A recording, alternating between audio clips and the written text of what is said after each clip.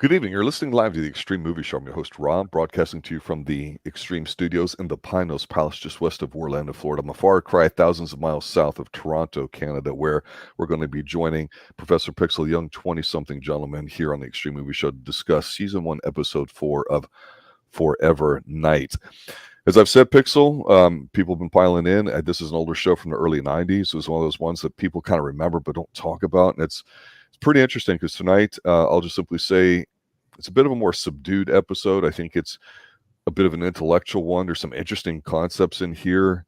I think it's more interesting than entertaining due to its content because it involves self-harm. That's really the theory of it. And for 2 episodes now, it appears that we don't have any master vampire or anything else like that, aka LaCroix and all that too. So not a sexy episode by any means. Actually pretty damn dark if you want to go there.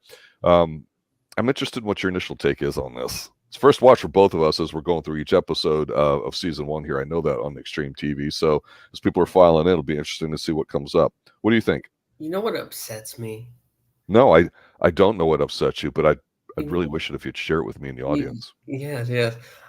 What upsets me is I don't think we have a way. We don't have a way to access a good quality video. Speaking on video wise, a good quality of this show, and it upsets me terribly because I can see that if we could have a clear picture of everything, it would be fantastic. Absolutely I agree totally. Fantastic. I agree totally. I am loving the whatever the direction, the cinematography for television. This is great. We start out with. Well, the opening gambit is a woman in the hospital. They lose a patient, and then she goes into the shower and dies. But the more interesting prologue is this woman, middle of the night, goes out, sits on a park bench, and she's waiting for the sun to rise. And quickly it comes, and all at once she starts steaming. Smoke is leaving her body. And she is Christopher Walken isn't reviewing the show. Kablooey. And kablooey, indeed. She erupts in flames, leaves behind her clothes and a ring. And then it goes into nighttime again, of course, because otherwise Nick Knight isn't coming out. Yeah, it's interesting because, by the time the credits roll on here, you got basically the A and B storylines, or at least the parts of the opening gamut. It's typically not one thing, which may or may not be related to whatever episode or movie we're talking about. So we have this young woman we have a code red, and she can't save it. Dang it! We get the flat line and all that. Okay, so that's fine, but they get into it really quick, and so there's this kind of grimness to it. And I'm thinking, okay, is this like a vampire victim on there? And it's just some jabroni, who knows why or what, and nobody really cares. It's not pertinent to the story. I'm going to take my top off and stand on my bra while the major lady who oversees me, as I'm basically an intern, for lack of a better term, she's working on her doctor stuff, is kind of giving her a little massage. And if you weren't convinced, that's a little bit of a lesbian vibe there, my young 20-something guest here on the Extreme TV show. Go back and look at the frame where the chick's standing behind her. Not only does she start massaging her, she takes the bra off her left shoulder and slides it down just a little bit. But because this is late night TV, you don't quite get it. You just get the imitation of it. But I had no problems with that. This is the kind of stuff I like on late night TV. Because the older woman, I'm like, there's going to be some dynamic vibe. What's going on? And then I'll agree with you that the most interesting part of all this isn't the potential lesbian angle, or the fact that it's a scalpel right through the hand, which I liked how they filmed this. It's running water. It's one shot. The camera moves up. You hear the slice. Scalpels are just god-awful sharp. So, of course, you're thinking medical, and it comes down. And then, of course, we get the tremendous opening, which I'm going to try not to mark out over too much, because the death in the shower of this is basically an analog for what's going to be happening in this episode, which, again, I'm going to refer to as self-harm, because we find out that with the two things going on here, there is potential self-harm now and then maybe later on, because one of the things that Nick Knight has to get involved in is this appears to be a suicide, and it really isn't. And we got I was spoiled with a certain campiness with the first 2 episodes about how 800 years ago Nick was turned, and how he's got, modern day vampire clans or stuff that's going on. We're not quite sure that backstory because we don't get the Raven in this episode, the bar where they meet. I just don't know why here, when they cut off of that and they get into the meat and potatoes of the storytelling, Nick's a little pissy because he's got like 8 unsolved murders, and the guy's just his boss, he's just being an ass. I don't like this guy. I don't like him at all. I'm really not, like I told you, hating on his partner, Schmitty, or whatever the hell his damn name is, because even though he's supposed to be a goof, Shanky, right? That's it, Shanky. That's right. I gotta think like Lamb Shanks because he's kind of portend, if you know what I'm saying. So it's man, I'm interested to see how him and Knight actually end up bonding, because Knight doesn't seem to hate him. He just doesn't really like him either. He's just an afterthought. But his boss is an asshole. He's enough to drive you into it. We get a little bit of a half a play kind of going on where we see him back in his old days, where he's making sweet, almost vampire love to his co-star here, because as he's already turned at this particular point, this is how they shill for money back in like the Middle Ages or whatever time period they're in. And there's a lot of heavy breathing and rubbing on each other and a little bit of the fake growling kind of kissing. I mean, and it's erotic, but not really hardcore sex or anything like that. It's the kind of glamour that we want in this. We want definitely a little bit of sex appeal. But what's I said as an analog here is that this woman here, and the purpose of them showing is 2 things. One, they're both vampires. They're both lovers with each other. They're loving life and all that stuff. They bite each other. But of course, the whole idea is when he sinks his fangs into her and she's grasping the back of his head, we see that the ring that's on her left finger is the one from the lady that allowed herself to die. So it was obviously a vampire. So I was like, why are they doing this? But it seems like that's what they're doing, right? They're having 2 storylines, one in the past, one in the present, and they're both the same thing. He already has experience with it before. Now he's getting it again. I don't mind that, but I think that's something we're probably going to have to keep getting used to. Well, I mean, so when it comes to the 2 stories, I look at it more as he is dealing with grieving an old friend, because all throughout this, Erica, that was the vampire lady's name, all through this episode, after we go ahead and see that Erica has gone ahead and done herself in, we see even all the way back then, she talks about how, oh, well, I'm going to contribute to life as much as I can. It's just like your message. I'm going to contribute to life as much as I can. And once I can't contribute anything more, I'm going to go ahead and off myself. And Nick, even back in the past, goes ahead and says, that's ridiculous. Why would you ever stop loving life? That'll never happen for us. Come on. That's just not going to be. But what's even more fascinating is in the present, Nick is getting these self-imposed visions of her throughout the episode. And he's using this grief to help with his case that isn't a suicide. He spoke to the nurses at the hospital, and they're all very gossipy and all that.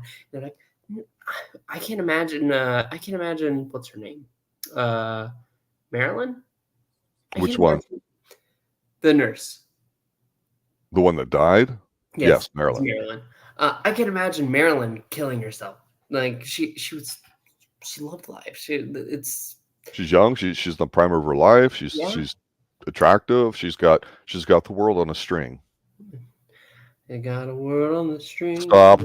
Don't. Finger. Stop.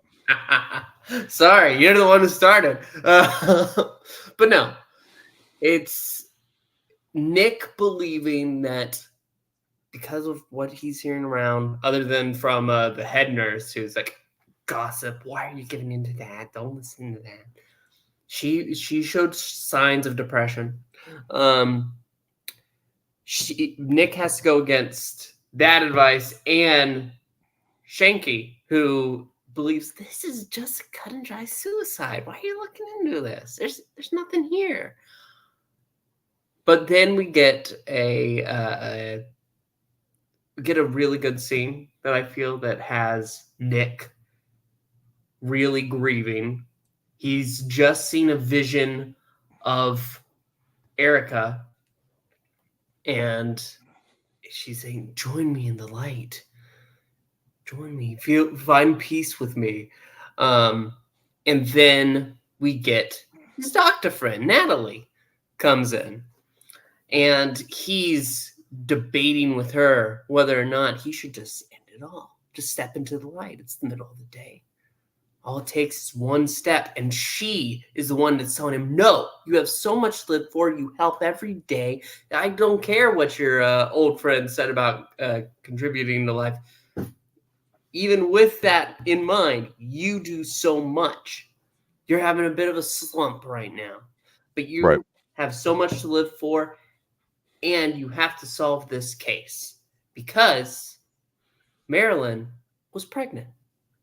Yeah. Now the ante's raised, because I tell you, it's like I say, it's a bit of a dark episode due to the subject matter, and it's a bit grim because, no self-respecting woman, of course, I hate to say that because it sounds like I'm making fun of it, would offer herself if she's carrying a child. Not that women don't do evil or mean things like men do, but this episode, like I say, you're like, man, we're really adding layers to it, and it's weird because, like, you're a vampire, you've got turned, you're lovers, and she clearly has what you would call the beginning signs of major depression, talking about, when life's no longer good, I'll whatever, and we see all these things, and it's almost laughable in a way if it just wasn't so serious, because there's not a lot of goofing, there's not a lot of Shanky, pounding hot dogs or something stupid that we can make fun of. Although Stone Tree, his asshole boss, was like, hey, what's wrong? Are you constipated? I kind of like that line, but it wasn't, the timing of it wasn't right because of this. Everybody's frowning, everybody's moody. Nick's not bitchy like he has been. We're really fired up till the last act. But it's interesting because he just is like, okay, I don't think he's wanting to kill himself, even though he's being tempted.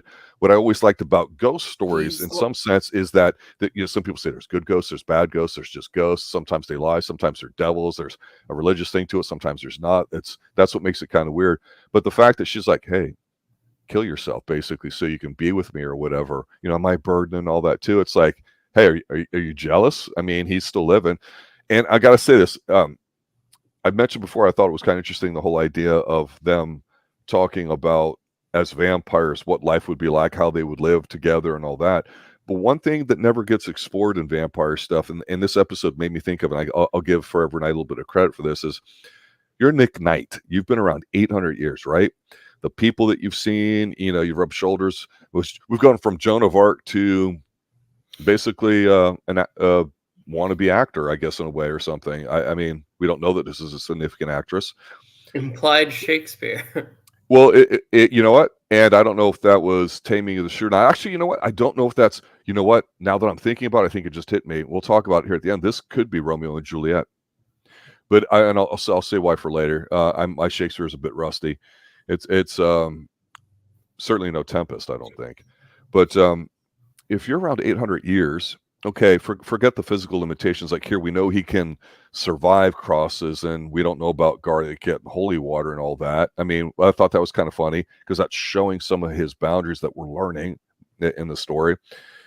But nobody's mentioned the idea of how do you deal with 800 years of memories? I mean, do you just forget stuff, and then something has to be so emotionally strong, like this self-harm of somebody that you were with, say, 600 years ago? Then that's why it appears. I mean, how much bandwidth do you have up there in your brain to do it? And you could say, well, it's a vampire brain that's special. Well, I'm not trying to get into the physics of it and all that, but it's like this dude's carrying a lot of stuff in here. So I don't think he was really suicidal in this episode. And I'm trying not to say that word because of the algo and all that. but it seemed more like we were dealing with the typical stuff of grief. And what's interesting too is when he's around like her when they're younger and vampires, some of the scenes that they have when you start doing it, it seems like he's so young as a human being, in that he's got that early 20s kind of, again, world on a string sort of, pearl is my oyster, or whatever, world is my oyster, all that stuff. And he's just, for lack of a better word, naive on how it is. And so it makes it seem like she's an older woman in a way, even though she's a vampire. So it's interesting because I felt like the backstory in this episode was a lot better than the current story, because the current story is just flat out dark. It's got some good intense acting and stuff too, but it's, like I say, this is not a fun kind of kooky, goofy episode. They kind of went full dark in here a little bit too, but he is, it's like it's almost 2 episodes really, and they've been consistent about it. And I think I'm wrong, because there is a scene here in the Raven, isn't there?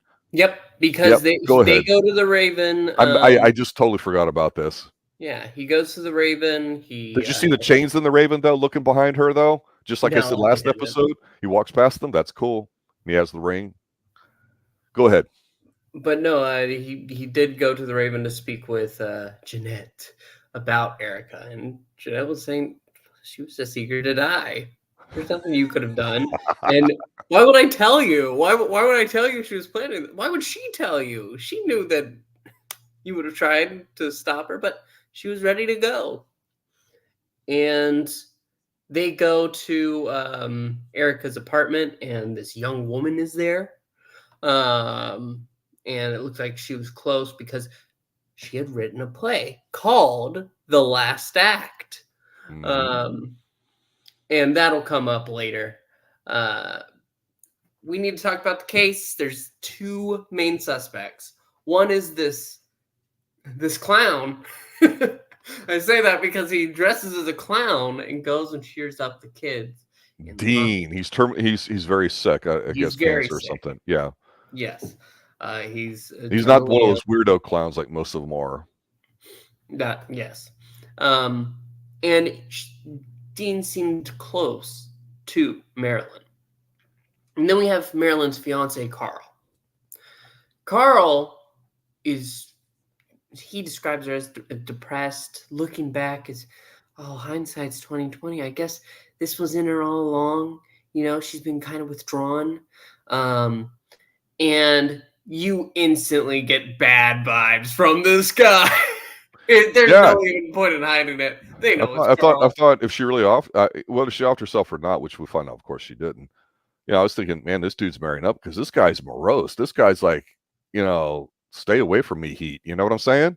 And not creep level, but just like not Loserville, but just stay the fuck away. And we get Shanky really speaking to him most of the time. I think twice. 2 major scenes before the final, and he goes ahead and brings up, oh well, that must make losing the kid all the harder, and the fiance seems a little bit like taken aback by the fact that they know, because I guess they waited so long to actually find that. I don't know how you miss something like that, but sometimes you don't know. I know. I'm just saying that's just how it is, Well, no, he knew. Right. But I'm talking about when they did the autopsy. I don't know how you missed that the first time, but waiting on results. So Carl really just seems skeevy. And then there is this scene where Dean overdoses on morphine. But he's alive. He's alive. He's not whoever tried to kill him, because we get to see that somebody purposely overdosed him on morphine. Whoever tried to kill him didn't succeed. And so we end up that night, Nick in this cloak in bed. I like to sleep in my cloak when I'm sleeping. I don't know about you, but yeah, I thought everybody did that. Not everybody slept in their cloak. And he's laying there, but he gets one last scene with Erica, this vision of Erica,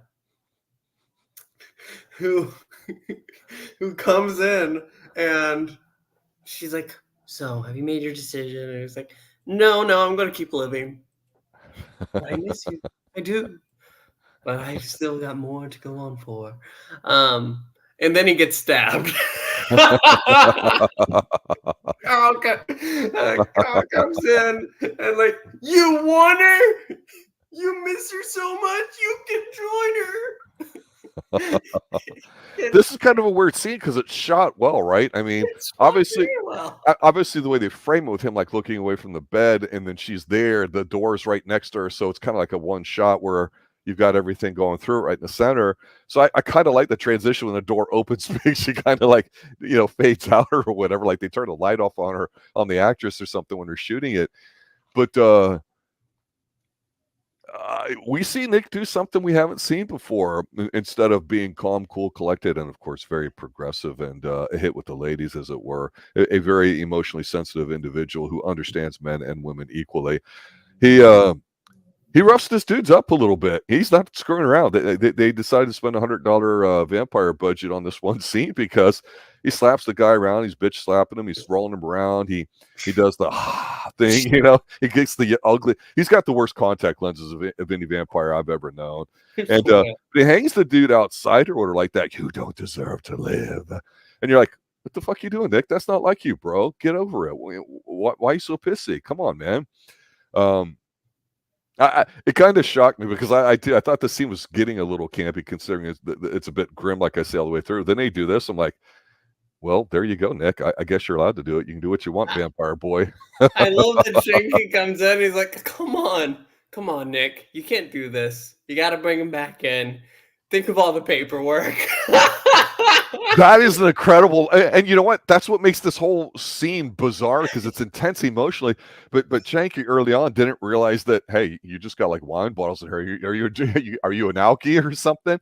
Because we always talk about him looking for food because it's easy to just talk about cops always eating food, and Shanky, of course, is kind of like that. But here it's like he doesn't even notice he's got him hanging outside a busted window several stories up with one arm holding the guy. He's like, yeah, come on, let him go. He doesn't even question it. Nothing like, oh my God, Nick, what are you doing? Wait, Nick, how are you doing that? And then he says, forget about it, with that vampire hypnotic thing or whatever, right? No, Shanky just knows that he's super strong. He's like, this will do. He is so fine. Damn clueless or whatever. Yeah, it's I just frankly didn't that kind of threw me. I was a little off centered after I was prepared for it, but just it was a bit bizarre. It's worth it though. It's very interesting. Oh, good. I don't know. So good. And yeah, they go ahead, they throw him in, and then we get one last scene, which is Nick, Natalie, and Shanky. They all go to the play, the last act. Erica's last work, and they watch it. It has to do with the finality of life and how children are our way of being immortal. We didn't even mention that. The reason why Carl killed her was because Marilyn decided Dean, who she was close with, he would live on through their child. So she had an affair, got knocked up, and was going to have his kid. And Carl didn't like that bitch. It makes everything understandable in this episode. This young up-and-coming woman has got a boyfriend and all that, and she goes and she screws the terminally ill guy and wants to have his kid, and the dude found out. I don't blame him one bit, really. Well, murder is still wrong. I know. Is it? Yes, very. But at the play, we get scenes that go ahead and give that echo that's been there throughout the episode. And at the end, Nick, he has gone through grief. He sees that young actress who's close to Erica and goes ahead and says, I want you to have this. I'm pretty sure that she would want you to have this too. And it's her ring. Yep. And then they go ahead and they leave. It's over. This is the Shanky's going to be a buffoon kind of stuff. I slept through it.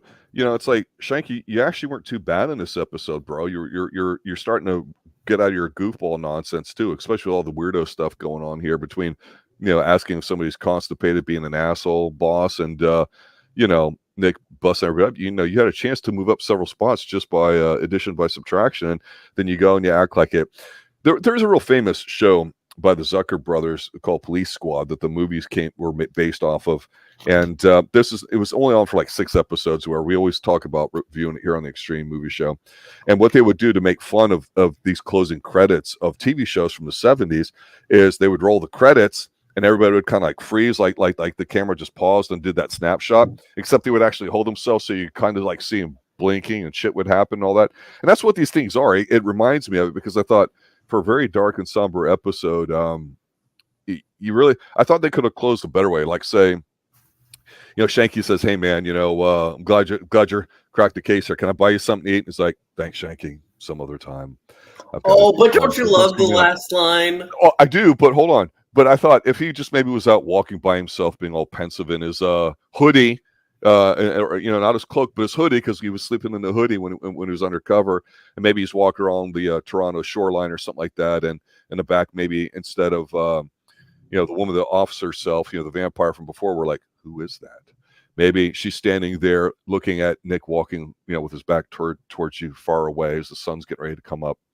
And then maybe she's holding the hand of like a little girl. And you're like, oh my God, maybe he had a little girl with her. And that would like continue that backstory and make you think about some kind of gotcha. No, they took the easy way out here. That's what I felt like. I was like, okay, well, let's wrap this up in 30 seconds and let's have him rough the guy up. And that's it.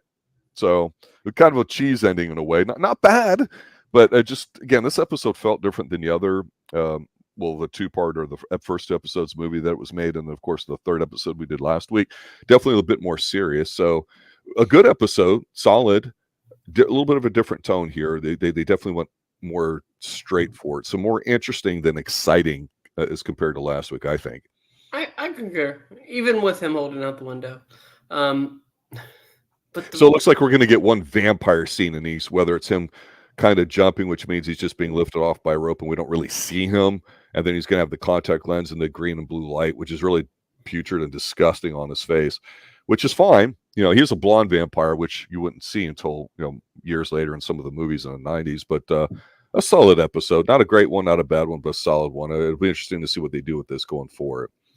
I did really enjoy it, though. That's what I mean. What we're technically 4 episodes. The first one's a 2-parter. Yes. So we have 3 stories thus far, and they've all been really good. Like I think they've all been really good. I think this is a good one, for me at least. And I'm really enjoying it. I can't wait to get into the next one. One of the things that strikes me about it too is, again, this was late night TV. At least I think the first season before it went on to a different channel, and even then it only lasted like 3 seasons. What's amazing me too is we, in our season 1 review of Columbo here that we just finished up, first watch for both of us, like this show is, it's amazing to me that I almost forget, as a kid in the 70s and a teenager in the 80s, and you're the young 20-something, so a lot of this you can't relate to because you weren't around when it happened, is that the pacing of shows, it's not like they're having 50 different camera shots where the camera's cutting really fast, like Jason Bourne fight scenes where you can't really see anything. It's just the pacing of the writing. There's no weak stuff in there. There's usually multiple storylines in the A and the B line, sometimes a C. There's a little world building, but not the way it's done now, like in all the Marvel comic book movies that are out there that are more interested in doing that than actually telling a story and getting to a point. Clearly, you have your 3 acts in a lot of these TV shows, and they're very definitive. You meet everybody in the first one, you get the setups, you have your opening gambit, then you have some red herring or some challenge along the way before you get the denouement, as it's called there in the 3rd act here. And it's formulaic in a way. Doesn't mean it's bad, but it's amazing to me how many current TV shows seem to lack that. And again, the storytelling part of itself seems to be simple, but in today's TV shows, most of that's missing. Things are done differently, and people say, well, people don't want to watch 20, 30 episode seasons. I would disagree. We're getting ready to take a look at the Deadpool Wolverine movie that just came out here next, live on the Extreme Movie Show at 7 o'clock. We'll be changing over to that stream here shortly. And obviously there's a lot of injunction references. I wouldn't say there's a lot of world building in it, but it's amazing how you just go, man, it still works. It's still effective. even though you know what the template is in Columbo or this or other shows that we've reviewed. You don't know where it's going to go. And this only compares to Dark Shadows, the revival, actually, as it were, and maybe the first season of Twin Peaks, where you go, I have no idea where the fuck this is going. And that's a good thing. But again, my point here, Pixel, Young 20-something, this is late night TV. This isn't even considered high quality TV, but still a high quality product relative to what I think we have for the most part out today. What's your final take on this? My final take is pretty much echoing my last statement. This is another really good episode for me. I am surprised I'm not hearing more about this, because when we went through the first season of Buffy, there were a lot of good episodes. They were okay. This is great in comparison. Like, comparing one for one. That's not saying the Buffy was bad, but this is really great. Even with the camp. But you see how Buffy was more juvenile in its tone, and that's not a knock on it. That's obviously very popular. But that was modern TV at the time for the audience, which was surprising to me because it's like made for kids. Whereas, X-Files is kind of cool, but a bit juvenile. Whereas Millennium, the show that Chris Carter left X-Files to go do, is infinitely more dark and more sinister in a sense and all that. It's very striking to me that most of the mainstream stuff today is what I would consider juvenile. Whereas like this one, I was thinking it's got a camp factor. Yeah, I agree. But at the same time, these have not been juvenile. These episodes have not. I don't think they have been. No, not at all. But yeah, those are my final thoughts. Another solid episode, and we'll be back to talk about it more next week. There you have it, ladies and gentlemen. Good night. Thanks for watching, listening. Thanks for spending some time with us. We really appreciate that. We obviously appreciate those of you that are new to the channel, checking us out, giving us some suggestions on what you'd like to see us review, and of course, retweeting, letting people know that we exist. That's really, really thankful of you and generous. We appreciate that too. So next week we'll see you at 6:15ish for season 1, episode 5 of Forever Night. Good night now. Forever Night is not a Dan Curtis production.